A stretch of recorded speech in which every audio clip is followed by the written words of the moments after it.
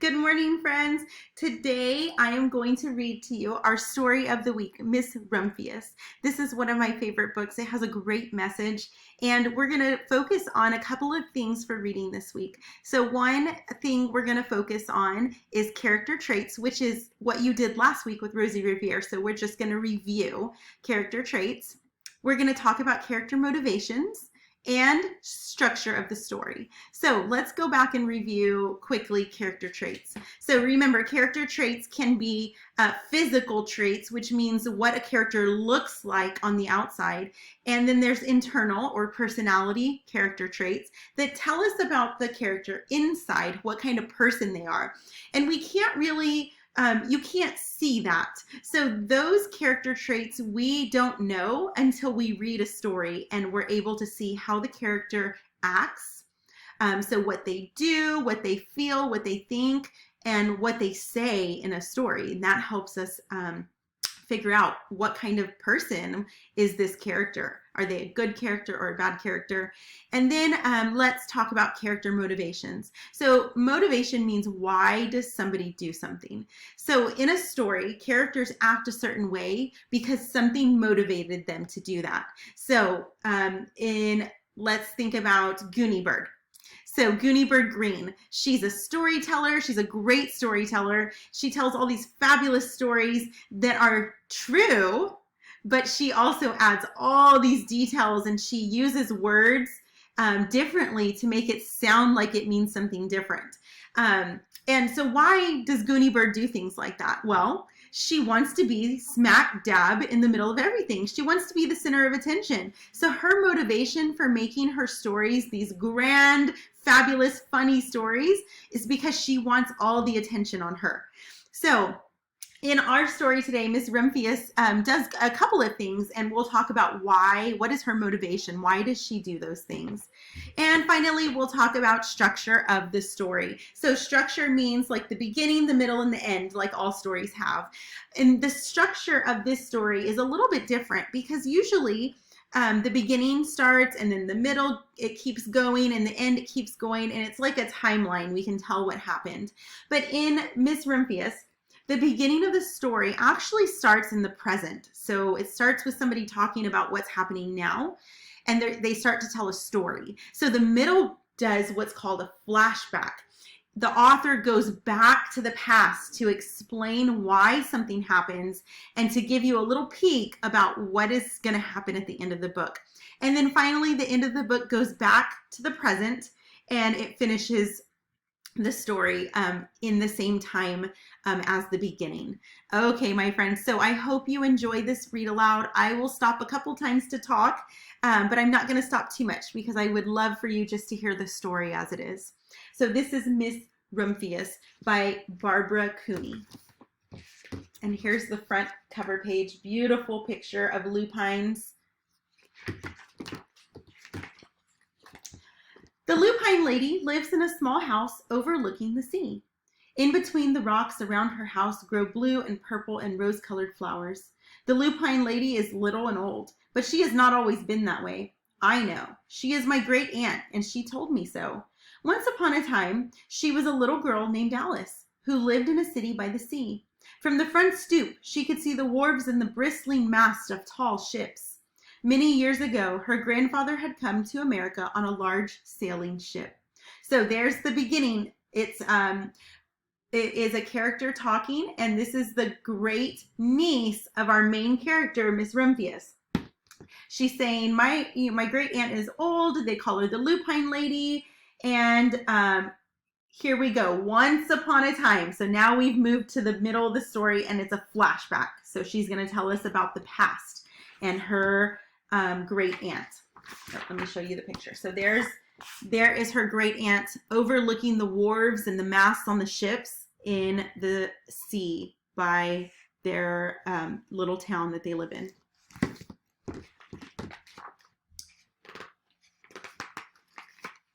Now he worked in the shop at the bottom of his house, making figureheads and prows of ships and carving Indians out of wood to put in front of cigar stores.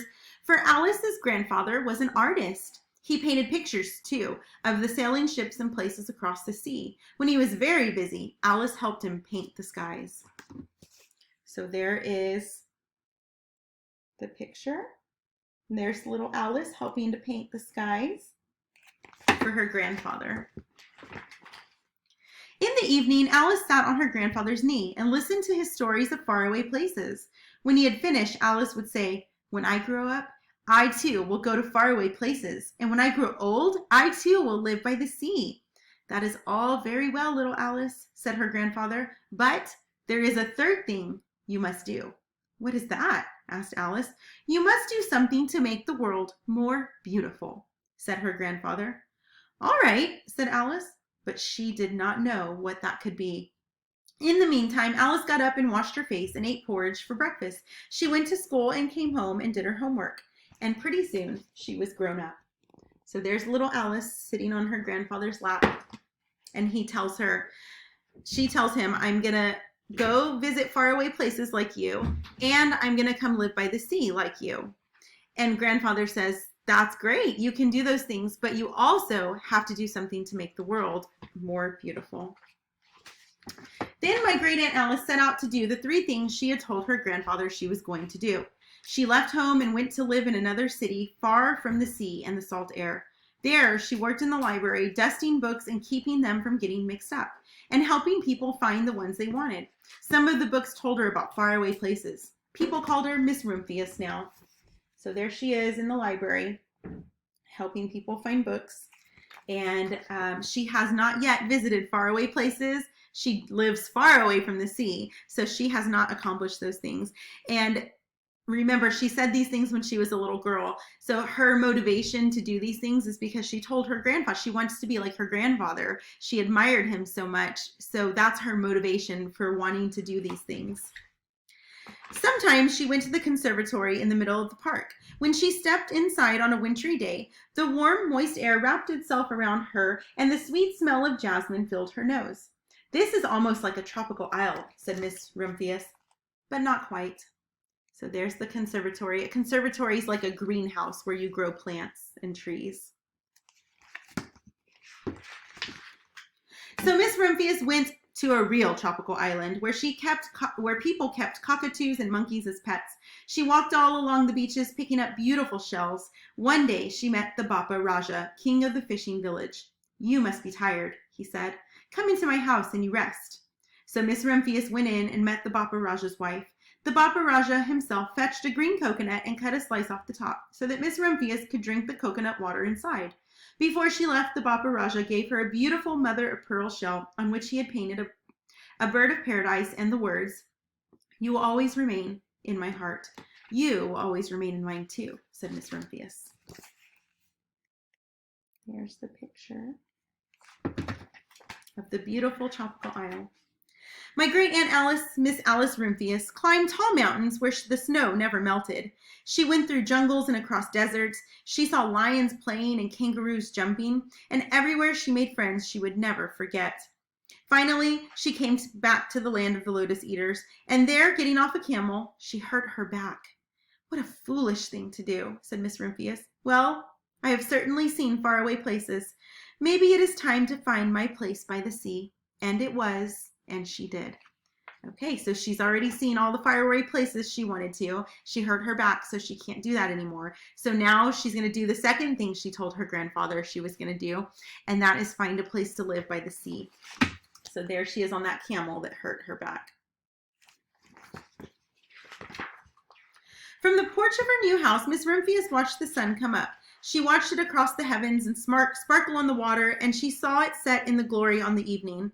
She started a little garden among the rocks and surrounded her house, and she planted a few flower seeds in the stony ground. Miss Rumphius was almost perfectly happy. "But there is still one more thing I have to do," she said. "I have to do something to make the world more beautiful." "But what? The world is already pretty nice," she thought, looking out over the ocean. There's her house by the sea. The next spring, Miss Rumphius was not very well. Her back was bothering her again, and she had to stay in bed most of the time. The flowers she had planted in the summer before had come up and bloomed in spite of the stony ground. Lupines. said Miss Rumphius with satisfaction. I have always loved lupines the best. I wish I could plant more seeds this summer so that I could have still more flowers next year. But she was not able to. So there's the lupines outside of her window. After a hard winter, spring came. Miss Rumphius was feeling much better. Now she could take walks again. One afternoon she started to go up and over the hill where she had not been in a long time. I don't believe my eyes, she cried when she got to the top, for there on the other side of the hill was a large patch of blue and purple and rose-colored lupines. It was the wind, she said as she knelt in delight. It was the wind that brought the seeds from my garden here, and the birds must have helped. Then Miss Rumphius had a wonderful idea. She hurried home and got out her seed catalogs. She sent off for the very best seed house for her 5 bushels of lupine seed.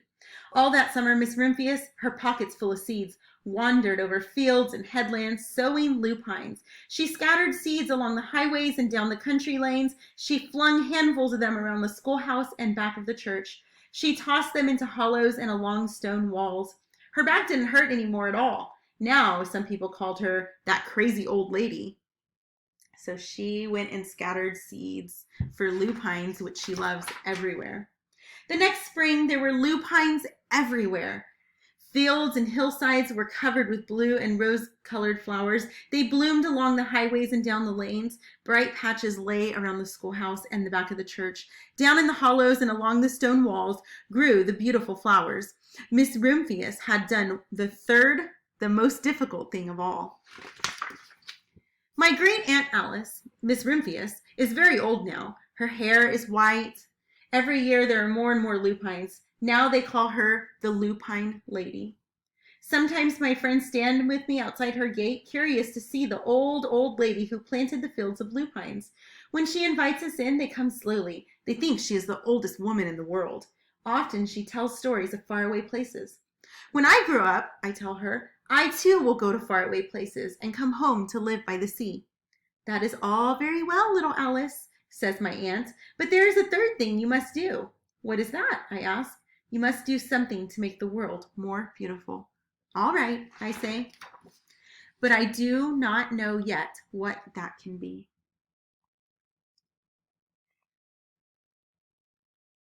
All right, my friends. So I absolutely love this story. And if you noticed, the ending actually ends the way the beginning started. So in the beginning, it talks about little Alice, Miss Rumphius, and how much she adores her grandfather and wants to be just like him and travel to faraway places and find a home by the sea.